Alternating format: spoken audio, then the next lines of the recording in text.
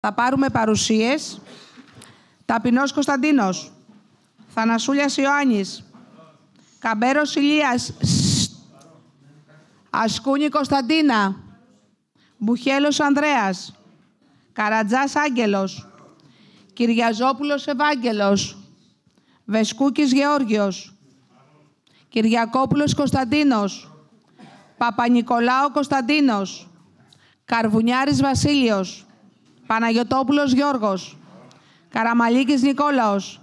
Ζαγαρέλος Ανδρέας. Στεριόπουλος Άγγελος. Γιούλης Ευτύχιος. Κανελόπουλος Κανέλος. Πέπας Αθανάσιος.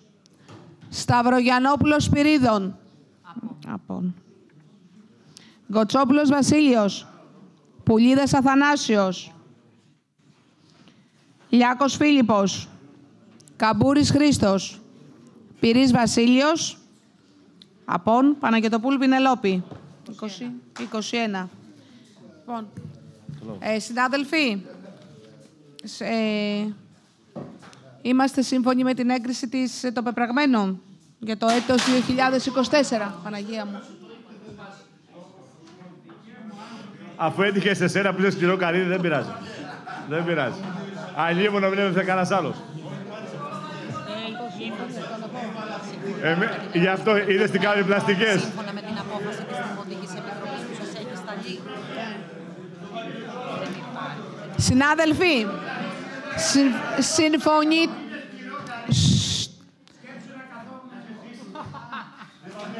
συμφωνείτε με την έγκριση. Σας έχει σταλεί. Όχι, δεν από εσάς, θα λέγανε το κάναμε επίτηδες.